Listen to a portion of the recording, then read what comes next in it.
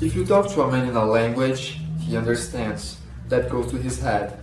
If you talk to him in his own language, that goes to his heart. Well, I love this quote by Nelson Mandela because it summed up all my feelings and passions about language learning, and also owning the fact that it focuses on the most important aspect of languages, communication, which is the ability to understand others and make yourself understood. Learning a new language is not only about adding some new information to our CV, not another high school subject that you need to undergo. It's about connection, meeting new cultures, and getting out of your comfort zone. So, in this video, I'm going to show you a little bit of my experience learning languages and some tips that I have learned in the process.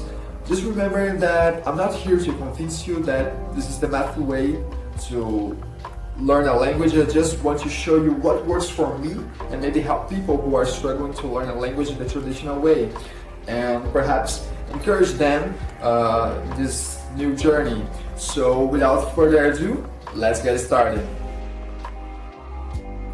The Pareto rule is a mathematical theory created by an Italian economist called Vilfredo Pareto, who observed an unbalanced correlation between things.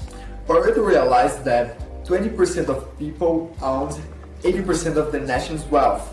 The point is, after that, researchers noted that the same correlation was found in other disciplines and in different aspects of our lives. For instance, 80% of a company's revenues are generated by 20% of its customers. 20% of drivers cause 80% of all traffic accidents, and 20% of criminals commit 80% of crimes, and so on and so forth. As you may be thinking, this also applies to language learning. You don't need to memorize tons of vocabulary because the most frequent words, the words that will appear in 80% of the time, are contained in 20% of the vocabulary. That's what you need to start a conversation, right? We don't use words like poppycock in our daily conversations.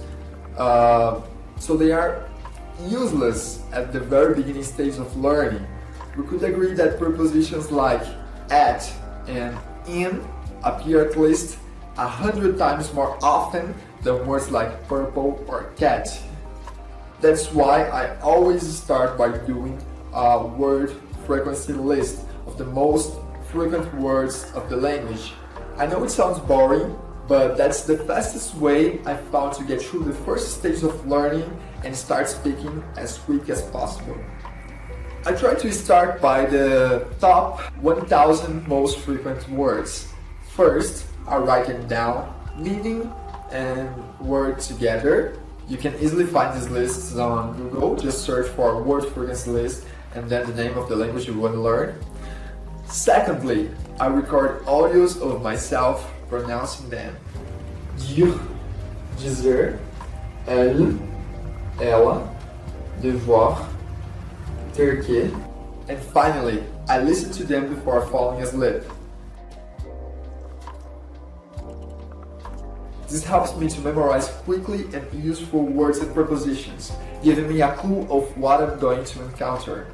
After seeing the list of the most frequent words in the language, we're gonna look at the most common verbs, prepositions, and verb tenses. The focus here is not simply grammar, but to provide the necessary glue to put together the words we have learned. When I was learning French, I started by searching one way of saying things in the past, the present, and in the future, just enough to communicate with the basic phrases and to understand what they were saying. There's another thing I wanted to add in order to study and write down all of this information in a highly effective manner, using the Pavlov's principle. Basically, Pavlov's classical conditional theory argues that the brain works building up bonds between a stimulus and a response. For example, in his most famous experiment, Pavlov fed a dog and placed a device to measure the amount of saliva it expelled. Whenever he fed the dog, he rang bells. After some time of conditioning, the dog started to salivate whenever the bells rang, because it associated the bell sound with the food, even though the plate of food was empty. So, what does the dog's behavior has to do with language learning? To sum up, Pavlov showed that our brain functions like an associative machine.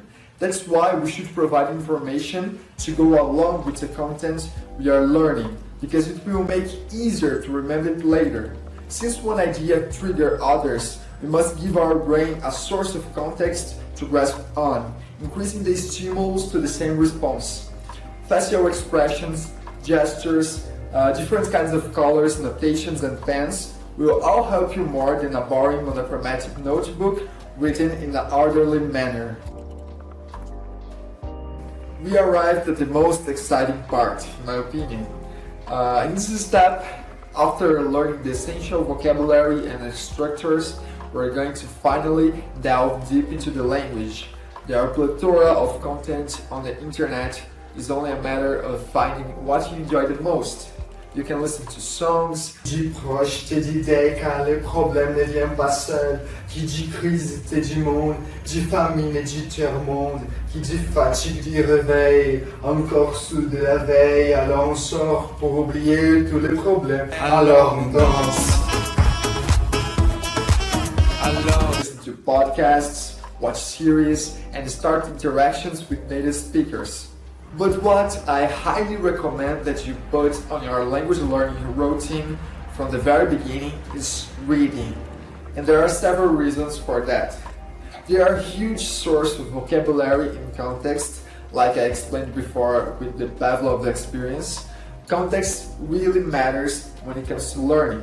And also because they provide reliable patterns of how native speakers speak, or write at least.